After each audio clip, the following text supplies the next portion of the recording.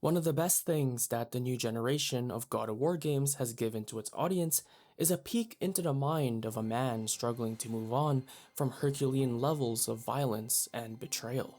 It can be quite jarring for a story to transition from endless gore and brutality in the search for vengeance into a more collected journey to rediscover peace. It's quite literally two ends of a spectrum that the synonymous Kratos embarks on, especially at the introduction of Valhalla.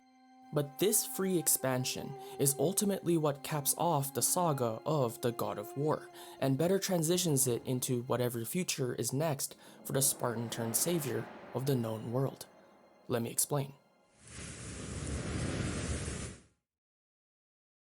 Give me pain, and I'll show you Kratos. He suffered wounds of physical, mental, emotional, and spiritual measures to such lengths that his outward demeanor has had to be reined in when we come to the Norselands. A figure vigilant to his own shortcomings, at the cost of honesty and expression. Little did we know, his struggles were far from over. The overall image of the God of War series before the Norse Saga was pure unadulterated violence. We see that across the gameplay, and even the ways in which Kratos interacts with the Greek pantheon. People are slaughtered indiscriminately, yet there's a sense of satisfaction and/or indifference that can be felt as Kratos exacts his vengeance on an entire lineage of gods and monsters that have wronged him. No one is safe, period. Understandably, this is justified, albeit the line between pure justice and pure atrocity is quite blurred. Even after everyone who has dared to torment or manipulate him has finally perished, there's a sense of emptiness at the very end. Greece has fallen. All the pillars of this ancient world that kept it in balance have been annihilated, spawning an apocalypse of biblical proportions. He's evaded death and eternal punishment. He's ripped away the very spirits of these gods, while at the same time enacting a prophecy of his own unique making, returning hope to the world after its many fears and ailments would be unleashed, which follows the myth of Pandora's box, which, unsurprisingly, was also due to his own actions. It didn't start out this way, though. The story of Kratos pre-godhood was of a warrior seeking to protect his homeland, forging a pact with Ares, the god of war, to stem the tide of brutality that would engulf Sparta. But, as we all know with Greek mythology, it's one big cycle of hubris and irresponsibility, one often linked to the active concept of fate. Events happen, and Kratos is forged into the new god of war, replacing Ares, albeit at the cost of his family and perhaps his humanity. This would escalate into other Greek gods daring to use him, whether to protect their own interests or to save their own skins, all the while daring to stand on the moral high ground and feeding back into the berserk Kratos the memories of his sins and the losses and sacrifices he's had to make in search for vengeance. We seldom have a moment to really see the man underneath the warrior. It's go go go on an onrushing tide of blood and combos.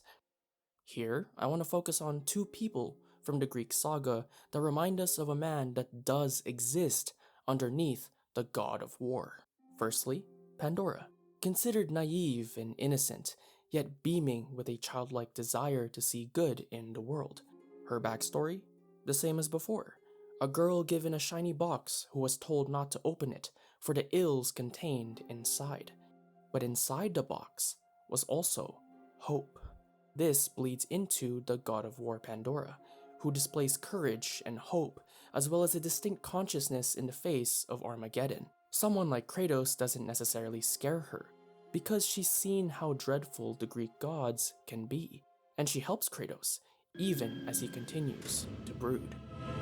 This is what hope delivers, child. She persists, and Kratos, being reminded of his daughter Calliope by her, makes some effort to be considerate of her well-being, even if their ideologies clash. Hope is for the weak, Pandora. Hope is what makes us strong. It is why we are here.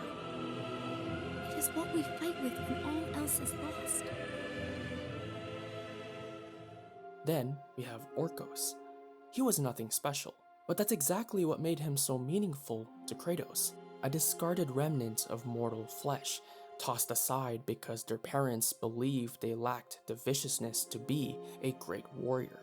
Orcos ends up helping Kratos in his tenure in the underworld, perhaps the only friendly face amidst the unending forces of the Furies, who use deceit, shame, and might to dissuade and punish Kratos.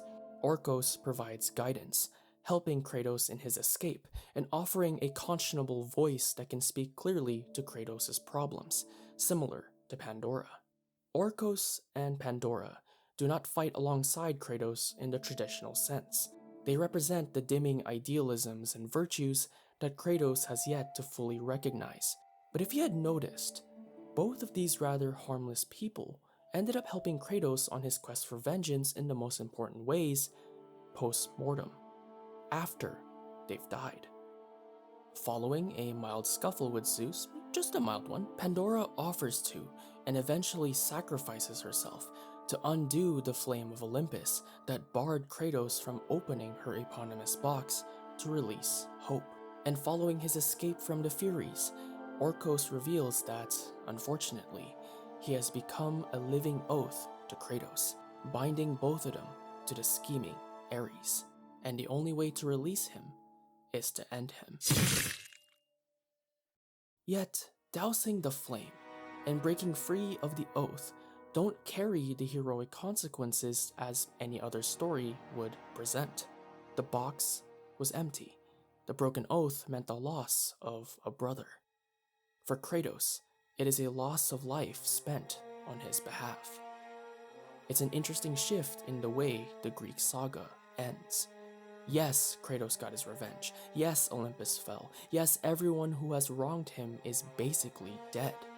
But here, near dead at the top of the Grecian food chain, and with a god sword stuck in his chest, it feels rather empty, satisfying, but hollow. All the sacrifices, all the blood, all the suffering, just for everything to become nothing. Could I interest you in a quote? It's from The First Avenger. Dr. Abraham Erskine is responsible for a lot of things, but you'd likely remember him as the kind and understanding mentor to one of America's finest, Steve Rogers. Steve was a mere lad when Erskine found and enlisted him into a top-secret super soldier program during the bloody days of World War II. Steve successfully managed to become a super soldier, yet it was neither serum nor shield that would lead to his greatest lesson. Rather, it was Erskine's words. "This is why you were chosen. Because the strong man who has known power all his life may lose respect for that power. But a weak man knows the value of strength and knows compassion. Whatever happens tomorrow, you must promise me one thing, that you will stay who you are. Not a perfect soldier, but a good man." His words are only compounded when he confirms to Steve what the super serum truly does. The serum amplifies everything that is inside. So good becomes great, bad becomes worse. How does this apply? Well, Kratos ultimately stands at the top, and he's repeatedly done so over the games, standing over Ares as a result of fusing his godly powers with Pandora's box, standing over Olympus by assaulting Greece with the Titans, standing over the gods as they ultimately realize Kratos as their destined demise. So much power derived from countless souls, both innocent and guilty, culminating in the god of war. Yet, let's remember what Erskine said.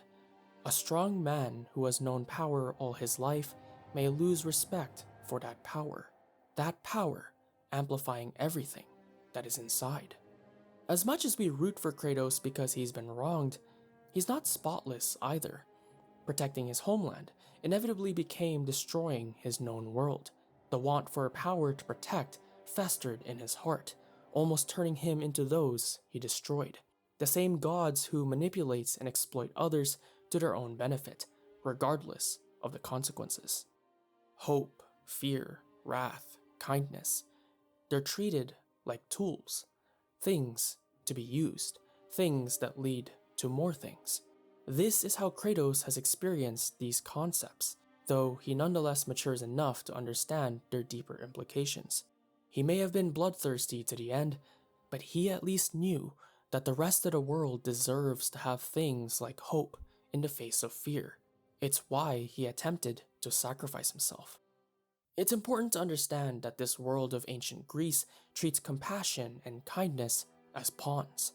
Pandora and Orcos didn't show any of the ambition or might that most of the pantheon exemplified, thus being cast away. Kratos himself allowed his wrath and desire for justice to use Pandora and Orcos to his own ends and means, but ironically, he had to let them go if it meant accomplishing a task for the greater good, because they knew he had much to accomplish, and these events have had lasting impacts on Kratos. Such sorrowful acts, though made with valiant sacrifice, were still enacted with what Kratos only knew and felt at the time: vengeance and wrath. And with Kratos at the top, it's easy to see why he is scarred. The power to become godlike and to defy the mightiest of the Greeks amplified his wrath and showed that he'd cross lines just to accomplish his mission. But now that there is truly none that have wronged him to the same measure that the Greeks did, there lies a threshold that he hesitates to cross. Faye, his second wife, clearly saw this. It's why she encouraged him to be a father and to forge a relationship with Atreus, their son. But when confronted by the potential of unnecessary violence and hatred, Kratos doesn't back down in the sense that he wouldn't want to fight. It's that he'd rather shouldn't fight. Thor, Odin, Balder, all of these people don't know the god of war.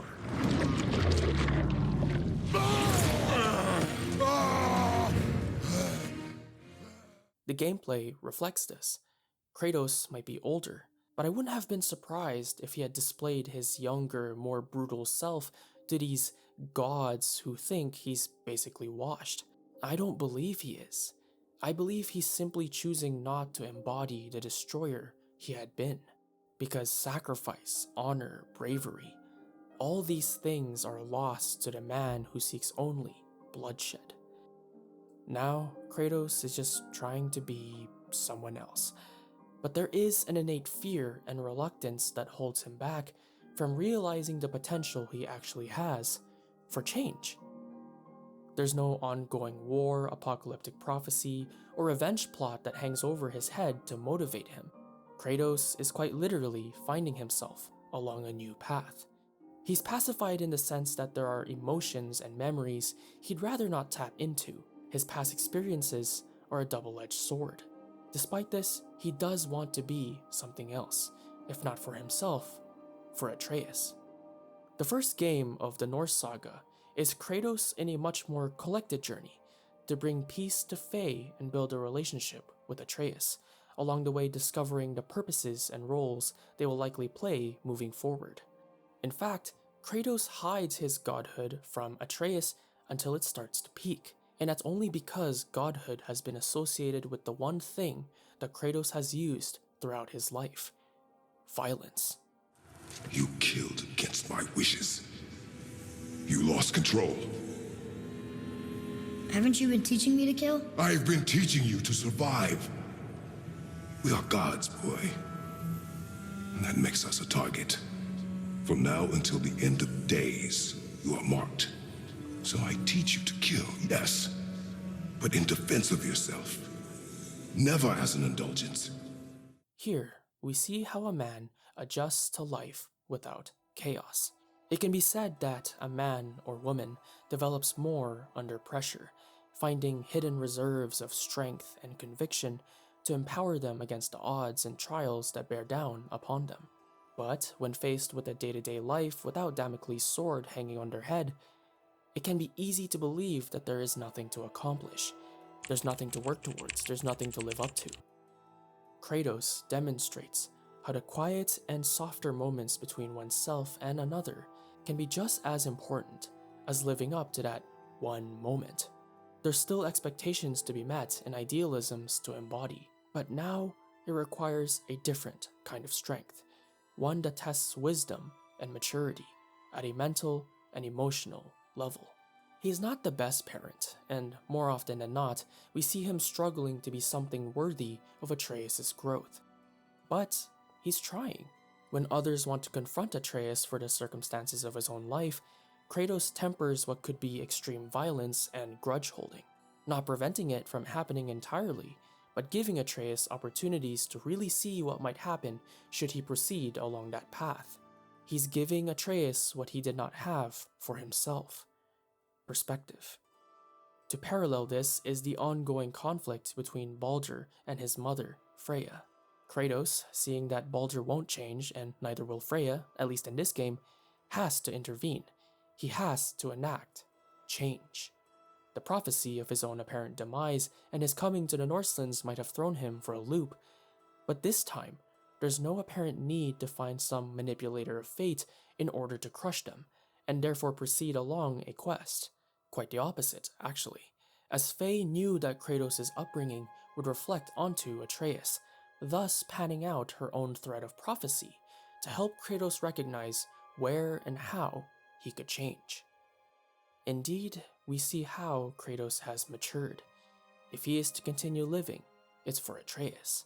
If he's gonna solve a problem, he's gonna fix it down to its core as best as he can. He might still be tormented by his ghosts and others for who they believe he is, but Kratos doesn't care about that regarding himself. Rather, he wants Atreus to know who he is, and what he can be, and the origins of his father's faulty and hesitant parenthood. What he's done is to learn how to take the power and the strengths he knows he can use and do his best to channel it as guidance for Atreus. Kratos, having lived for so long, is starting to learn how to truly live for others, how to act on the behalf of others, even if they don't realize the extent to which they are receiving his aid. What do I sense here? Hope. But this is merely the start of something even better.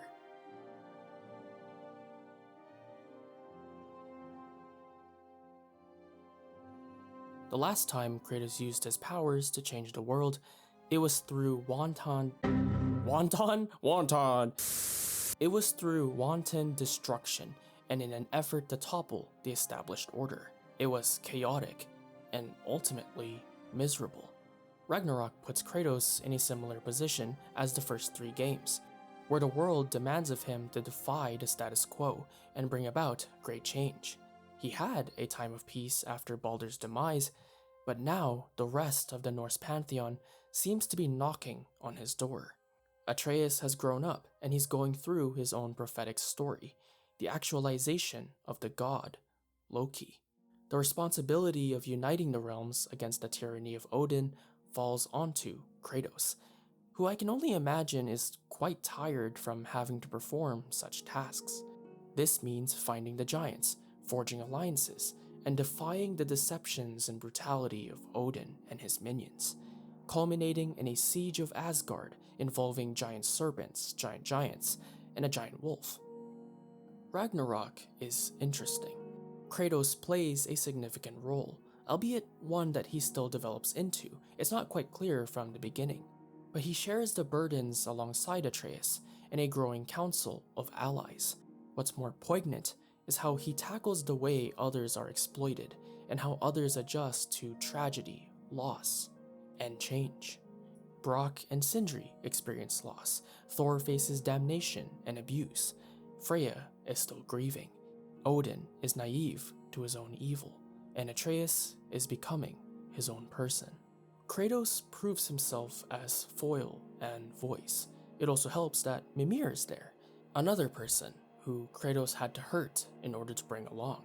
It was in the first Norse game that this happened, but Mimir's friendship helps stabilize Kratos both amidst the height of Baldur's vengeance and the more demanding challenges of Ragnarok. Mimir, someone who wants to help Kratos, isn't a tool. And Kratos knows that.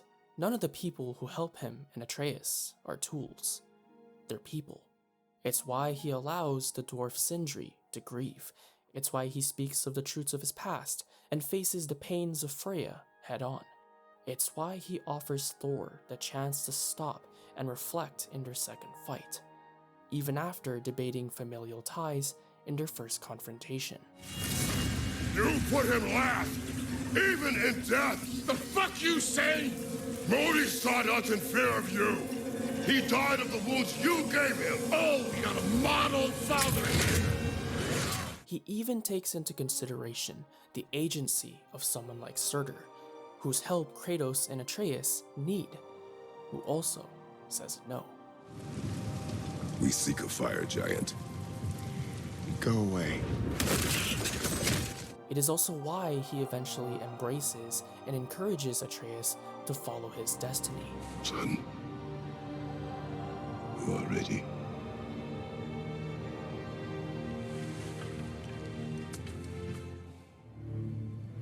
Loki will go. Atreus. Atreus remains.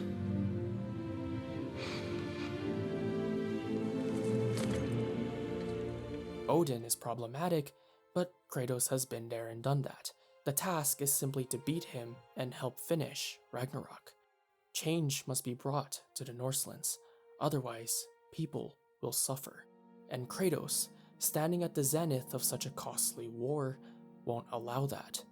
But before all of that, if we had any doubts about Kratos possessing the gall to defy the Norse pantheon through his newfound maturity and wisdom, it's this.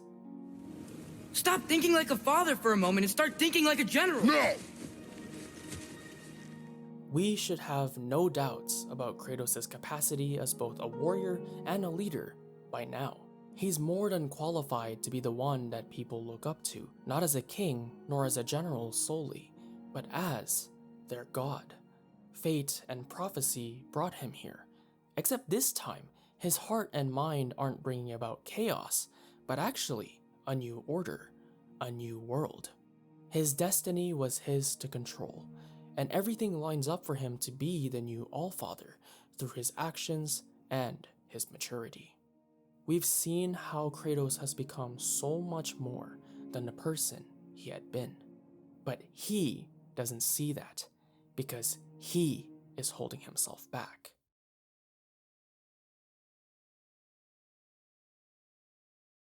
There's a popular saying, time heals. Let me be clear, no it doesn't.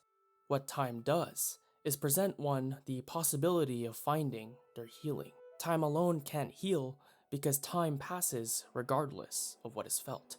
Time gives someone the clarity to cool down or take stock of what has happened. Time, as long as it exists, is for people to find and realize their future, even if it starts right now, after realizing our mistakes. It is this certain yearning, one born from the feeling of falling short of the virtuous expectations of a higher calling, that has driven Kratos to seek out Valhalla. Valhalla is, by legitimate accounts, the reflection of one's heart and soul.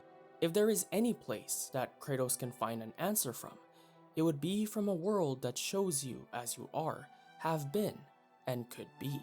It is here that Kratos is taught a few more good lessons, not about being a warrior, a leader, or about revenge, but about what has troubled him for so long, his deficiencies. Valhalla is the perfect place to represent this, a higher realm that mimics the perception of the person seeking its purpose, introspection, and self-mastery. As Freya herself says, Valhalla draws from the memories of those who enter. In there, you're an open book. Valhalla reflects to Kratos his memories, Greece, the Norselands, all of it. Yet between all of the battles, what troubles Kratos is how he can proceed in helping the lands at such a powerful position when he is burdened by so many questions and concerns regarding him. Not his power, but him. Kratos, the person, the man, the god. We have seen how altruistic and wise Kratos can be. Yet there are inner demons that haunt him. More importantly, he commands power, and a lot of it, and that can be a problem in of itself. Much of Valhalla is Kratos hesitant to accept a role that he believes he is not worthy of, despite everything that he, his allies, and his friends went through. It's easy to see why though. Recall that Kratos was steeped in the Grecian world of culture and myth for a grand majority of his life, and the only significant changes he's seen from his relationship to the world and the people around him came through great tragedy and destruction. Bad habits can be the result of bad environments. Even if Kratos showed no signs of having sentimental habits, the force of his nature has been shaped by the near endless cycle of death and manipulation, that it can be hard to be anything other than a player or a pawn. There is a cynicism that clouds his better judgment. Kratos learned how to be a father, using his life's experiences to help usher in the new destiny of Loki. And as General of the Realms, Kratos learned to elevate and be the leader that the armies needed him to be. But how about living a life as a god? Valhalla offers a process that ultimately gives Kratos that chance to realize his potential as a god. And it's not just the man at the end of it, Tyr, who converses with Kratos regarding both the power of Valhalla's purpose and the reason why Kratos bothered to step inside. Face the past, face the future. Master Valhalla, master thyself. The challenge of Valhalla is not merely about overcoming obstacles. It's about the way you overcome them, how you demonstrate mastery of your own powers. This is merely a sample platter of what you can expect from Valhalla, of both the positive and the negative. But what I want to focus on is how Tyr helps Kratos come to his own conclusion regarding himself. I believe you found an understanding within yourself. Shall we see? Fools. It's not only memories. Indeed. For what is a memory apart from our perspective on it? You know the evils that came of your path. You know the evils within yourself. Yes, these you dwell on. But it's not that simple, is it? The Horde is vast, brother. What would have happened if you didn't stop it?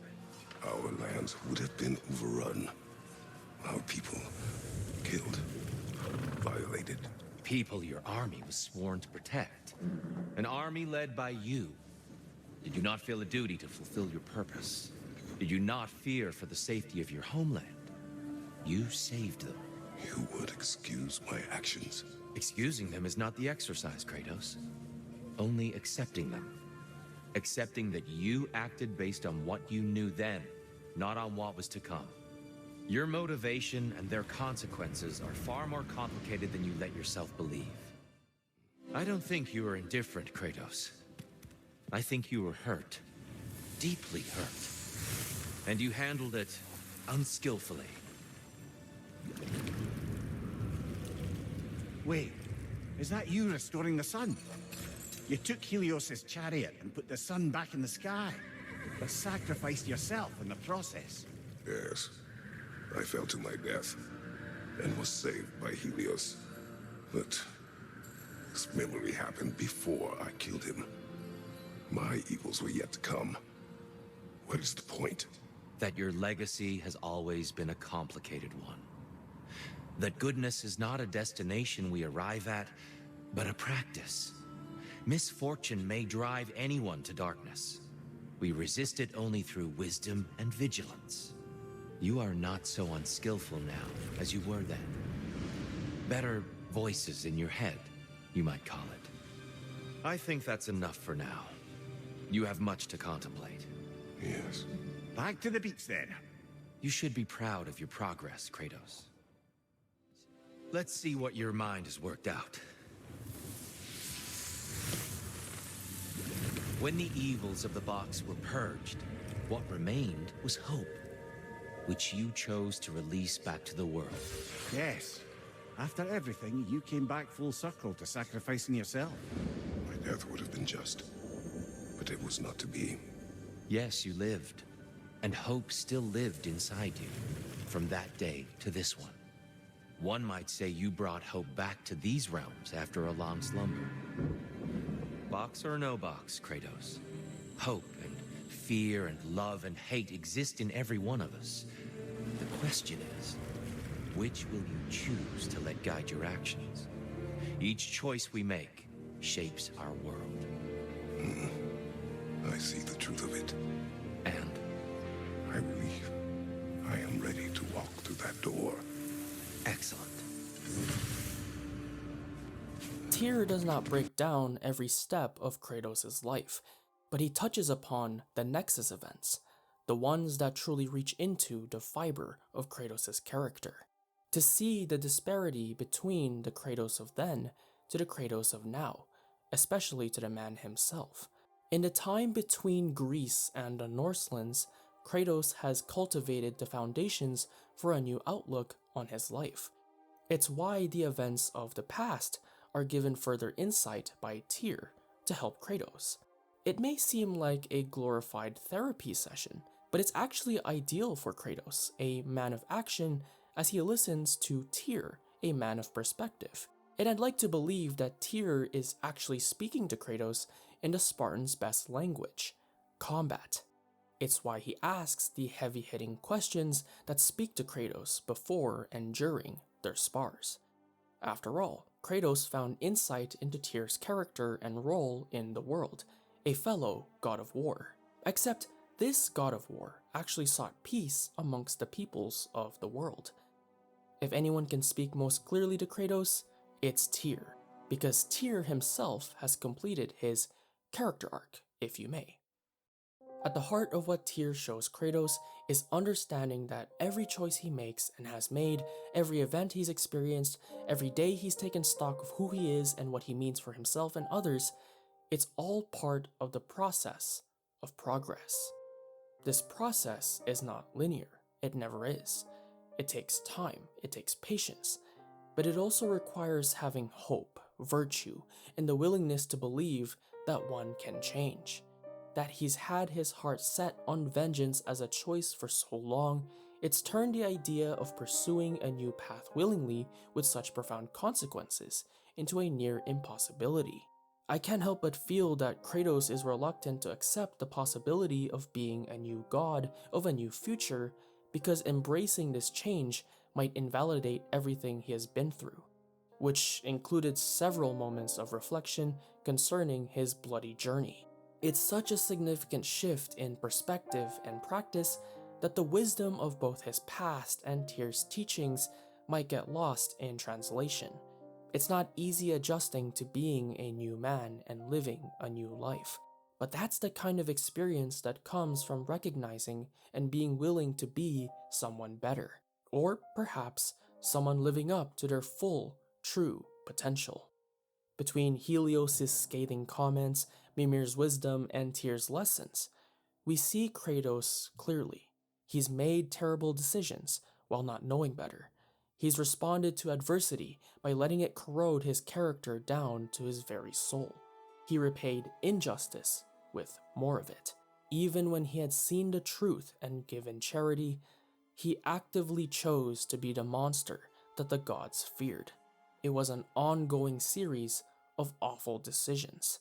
He might not be the same as he was, but there is a thin line that he could easily regress back across that could turn the hero of Ragnarok into the ghost of Sparta. Of course, he doesn't trust himself. Of course, he doesn't see the good he can truly do in his position of power. He's living below his potential because he feels he is not ready to embrace it for the complete greater good. Tyr said it best. Am I? Honestly, nobody can truly say that but you. Tyr sheds light on Kratos' potential.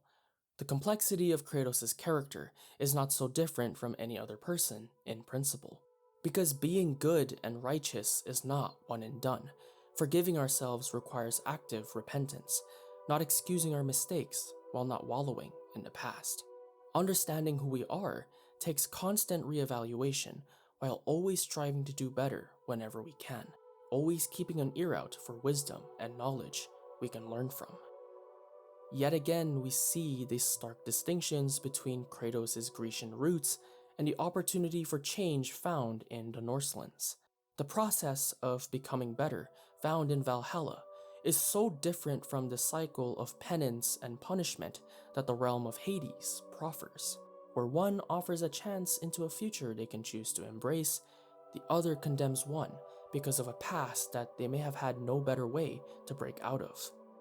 The ultimate peace that comes for Kratos, and really for us humans as well, is not in having to relive the experiences that we regret, but in full accountability of a person who either did not know better or had chosen incorrectly in their search for some sense of fulfillment regarding personal ideals or desires.